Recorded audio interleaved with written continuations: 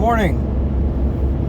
So there's a video floating around of Dinesh D'Souza talking about how the Republican Party has turned into the party of the nice guys, or at least that's the perception of the left in society as a whole. And he's absolutely right. We try to go through all the legal remedies to get our concerns voiced and taken care of, and the problem is those apparatuses are breaking down. They've become so politicized and so corrupt that the normal avenues of settling disagreements is no longer fair. He touched on, well, we can knock down their monuments and they're not going to do anything about it. We can rig the election, they're not going to do anything about it. We can pack the court. The conservatives would never dream of packing the court because we're based on principle. And Dinesh is absolutely right. And we've seen this with the reports of John Roberts. Now, we don't know if it's true or not. It seems like it's true, though. But, John Roberts saying that, well, we can't hear Texas's Supreme Court case based on the street violence of the left. People will riot if this evidence is shown and the election goes in Trump's favor. So that just tells you right there that violence, I guess, works in the eyes of the judicial system. And that's exactly opposite of the way it should be. Oh, you're the violent group? Yep, we're not,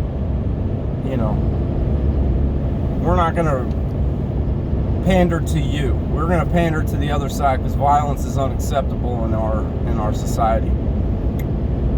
So Dinesh hit the nail on the head, basically saying we need a new political party, one that's willing to throw our political weight around, fight a little bit harder in Washington.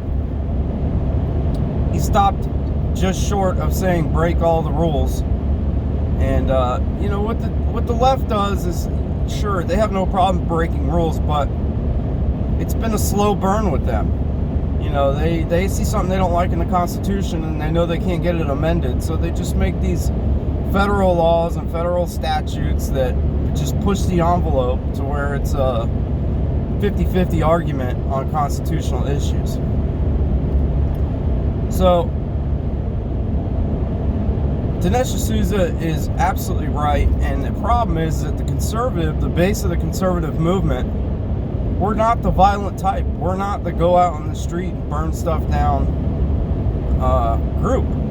That's not us. And in the most civilized society the world's ever seen, that's exactly what should be happening. We should not be violent. We should not be having street confrontations. We should not have businesses and cities and government buildings burning to the ground. We should not have law enforcement getting their legs cut out from under them to where they can't handle these types of situations. So it really it puts us in a box to where, okay, we're not going to go out in the street and be violent. We're the part of the society that makes all the engines turn. We have jobs. I know the left has jobs too, but the conservative base is the one that makes the country work. We're not going to go out and be violent. So I don't know exactly what it looks like to push the envelope any further. We really need some strong politicians in Washington that aren't going to cave to the corruption as soon as they get there. And it'll be interesting to see what Tommy Tubberville does. He will be a new member of Senate come January. And he says he's going to get behind Mo Brooks in the House and contest the electors that have been sent and send it for a debate in either chamber. The House goes to their part of the Capitol and the Senate goes to the other side, and they debate the election fraud issue. So Tommy Tubberville is speaking out in favor of Trump now. We'll see what happens after he's in Washington for a day. Who knows if there's some sort of conversation that you have as soon as you get there, and that's how everybody changes, or if it's just greed and corruption is what buries everyone. So we are going to go to Washington on January 6th. Trump called for his supporters to be in D.C. on the 6th to put some pressure on the Senate and the House to accept the alternate electors based on the fraud, based on the unconstitutional way that some of these states made their election laws. So we're going to go January 6th.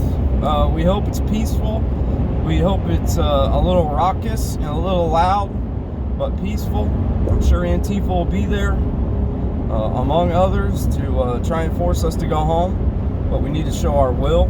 We need to show our strength, show that we care. And the reason I'm going this time is because basically President Trump called for it. Trump said he wants his supporters in Washington on January 6th. So we're going to make the sacrifice. We're going to drive up. We're going to spend the money on the hotel. We're going to, try to take the time off work.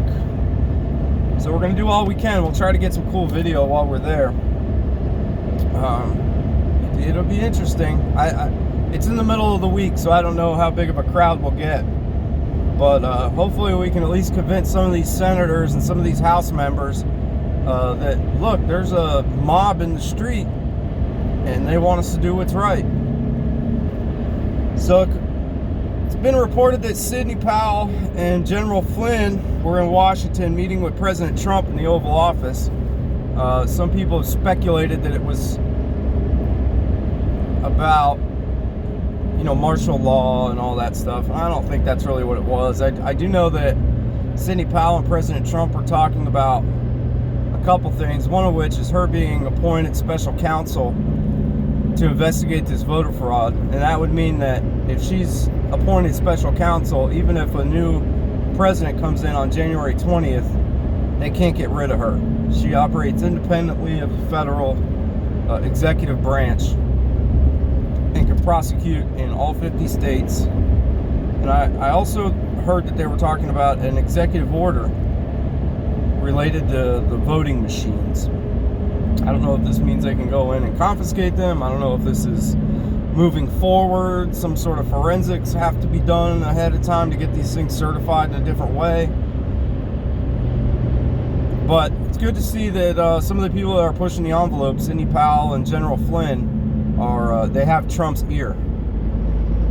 So even if on January 6th, if we can't get these alternate slate of electors to vote in President Trump's favor, and I think that's going to be a real hard, I just don't see that happening. Even if there's a debate in the House and in the Senate, my understanding is you'd have to convince an awful lot of these rhinos and all that to get on board, and I just don't see that happening. If they're not out right now supporting President Trump, what makes us think that because there's a debate in either chamber of Congress on the 6th that they're going to just change their mind? I just don't see that happening. However, I think Trump is biding his time right now based on the fact that something positive could come out of that January 6th. And I think after that, if things don't go Trump's way, I think that's when we're going to see Trump really put the hammer down. I don't think Trump's going to go. He knows that this was unlawful. He knows it was unconstitutional. He knows that the majority of the American people voted for him. And he's a patriot. And I don't think he's going to let the country go down the tubes based off of fraud and people breaking the law. I don't know exactly how he'll handle that or what he'll do. Or I could be wrong. He could just be tired and want to go, retire and live down at Mar-a-Lago and hang out with his grandkids and sit on the beach and play golf. But I really don't feel like that. If that was what he wanted to do, I don't think he'd have run for president in the first place. So hopefully he's got a good handle on portions of the military. I know with the new Secretary of Defense, that was a bold move, and I'm glad he did it. And it seems like Miller's on Trump's side in all this by ordering Biden to not receive, to stop Biden from receiving any more Pentagon briefings. And that Biden can't get a security clearance.